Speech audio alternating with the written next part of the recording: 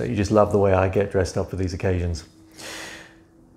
I read something the other day which I think is a wonderful way of reframing anxiety. So for anybody watching this right now that's feeling anxious in some way, and I think, to be honest, let's face it, anxiety is so rife right now. Everybody has experienced it, is experiencing it. Most people are familiar with it. It is that common now. It's certainly not a taboo subject. And the statement I read was the following sentence, that anxiety is a spur to change. And this, I know, is a convenient statement for those that are currently feeling anxious. But here's the thing that I found. You know, if you've watched some of my videos, that there are quite a few convenient statements that I've quite often used. But the funny thing is, the more often you use these statements, the more your brain accepts them, succumbs to them. In other words, your brain eventually starts saying, okay, fine, yep, I get it. There's a silver lining in everything. So let's just roll with it. Let's not step into the analytical prefrontal cortex, a method of solving this problem. Because of course, as soon as you start getting too analytical, and there's a connection, I think, as well. Those that are typically analytically minded also are typically anxious. It is, unfortunately, just par for the course. However, you can turn that analytical nature to good, of course. But let's just look at that statement now. Anxiety is a spur to change. If you think about much of what I've been doing over the last few years, it is in very much a case that I've given myself access. I've found a doorway to understanding some of the messages my body and brain tell me. Part of it is from the gut. Let's face it, the greater you develop that connection with your gut instinct, the greater your powers of perception, of just dealing with certain situations and problems. A really good way, by the way, of opening up that doorway to your gut feelings is through breath work, but we'll discuss that in a second. If you think about the catalyst to how I started this journey, I received a bang to the head. I still don't know how it happened. So it was not only a literal bang to the head, it was also a figurative bang to the head. And after this bang to the head and being taken to hospital, that very next day, it acted as the catalyst to change. You know, I said to myself, right, that's not how I should be acting as a father and a husband. I now want to create, I want to work on myself. I want to be a better version of myself. I know that's a cliche, but it's true. That's what happened. And so I'm grateful. I'm lucky I had that experience in order for me to suddenly wake up and think, right, do I really want to get to my deathbed and look back at my life and be full of regrets?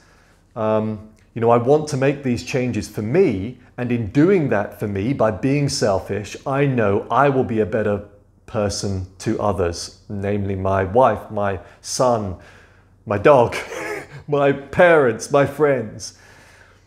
So that really convenient statement of seeing anxiety as a spur to change is a difficult one if you're currently feeling the poo right now. If you're currently feeling anxious, it is a hard thing to swallow because you're probably saying to yourself, yeah, Dave, easier said than done. And I get that, I understand that. So I think your next course of action is if in any small sense you see the benefits of that statement, if you see it as plausible, if you see it as rational, then you want to find that access to slowing down your analytical mind, slowing down your prefrontal cortex. Because if you do that, you'll then activate your solution-focused, intelligent brain. Because unfortunately, when we're anxious, we're not thinking rationally. We're not capable of dealing with problems particularly well. So in order to slow down this, certainly for me, what I find breathwork is the perfect tool. on the course yesterday with my participants on the course, we, after 5 minutes of me rambling on, I then guided people into a 4/4 breathing pattern with some lovely music created by Niraj from SOMA Breath in the background. And we breathed together in a rhythm, 4 seconds in, 4 seconds out. We either did it through the nose for both in and out, or in through the nose, out through the mouth.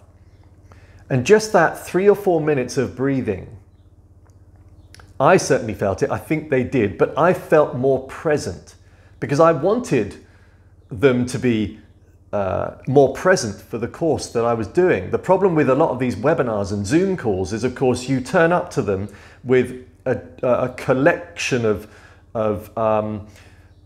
thoughts, the detritus that you've collected through the day, of interactions with other people, of things that you've got in your bucket list or to-do list that you haven't yet done. So you turn up to them only half there. So a really good tool to make sure people are present, a little bit more present in your webinar, is to do a 4/4 breathing pattern for a period of time, or various other techniques as well. I just particularly like that 4/4 breathing.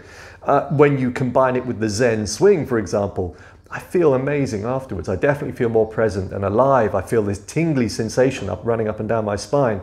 So if right now you're going through a bit of poo, turn off this video and start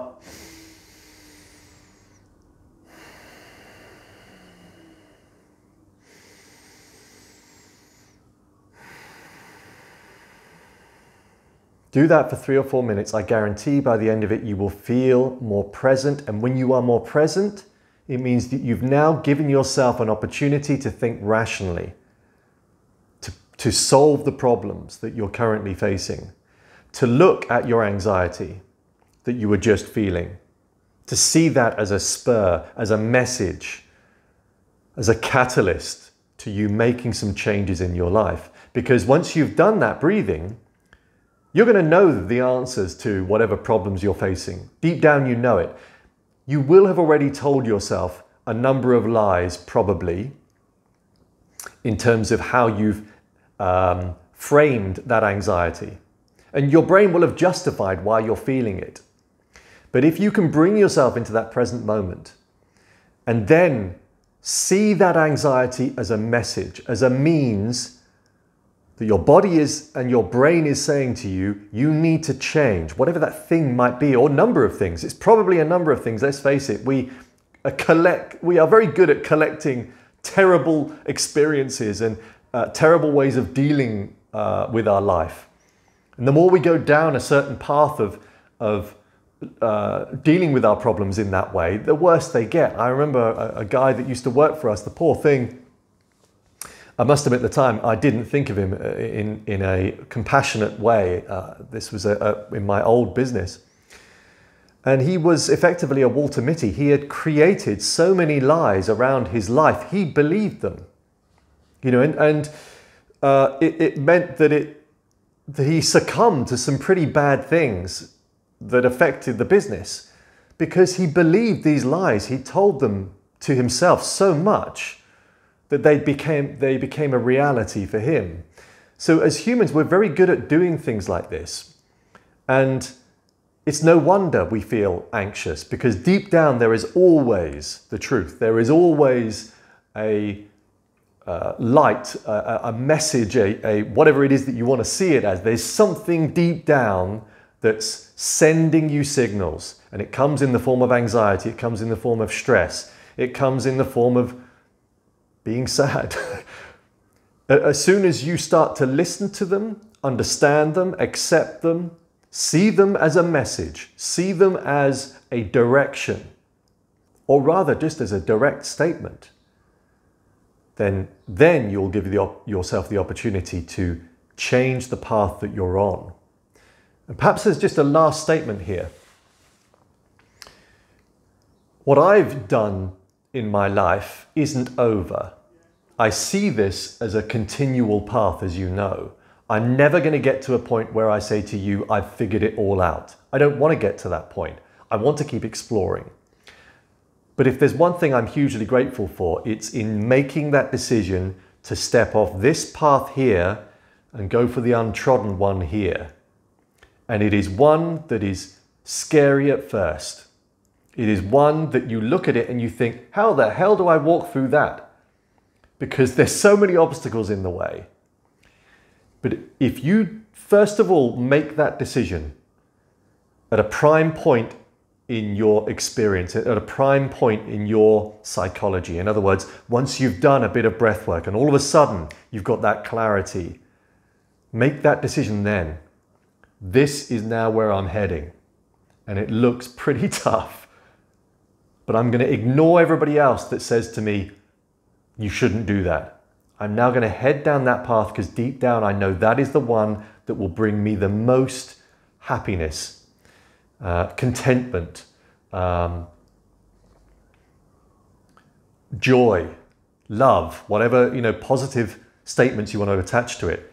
It's this one here, this little picture I've created in my mind. And whatever that path is for you, there it is. But first of all, you've got to deal with the anxiety. Use breath, if you can, to deal with it. Get that clarity in your mind. Start making decisions. You may only be able to, by the way, you may not necessarily be able to immediately step on that path. But just by making that decision to understand the anxiety, to where it's coming from, you've already erred towards it. You've already slightly redirected your vehicle or your aeroplane, as I used in my crap analogy around in-flight checks and pre-flight checks. Anyway, I hope that's helpful. I know that that kind of stuff would have been helpful for me in the beginning of my journey, so I hope it is to you. More to come from this channel, by the way. Lots of exciting things in the pipeline and more courses, actually. There's going to be, in about 3 or 4 months' time, a fairly big, what we're calling a grand opening of a new course, which I genuinely believe will be of help, and I hope it will be of help, to people that either are anxious, to people that want to change their life, to people that want to feel more energy, to people that just simply want to create a new version of themselves. I'm very hopeful that this course will do that, because it's going to crystallize everything that I've learned, everything that I did, in learning from the things that went wrong. I'm going to crystallize it into a concise, not like this video, a concise course that I'm genuinely hopeful will be of use to you. Evolution of Dave, signing off. Thank you for watching. Bye for now.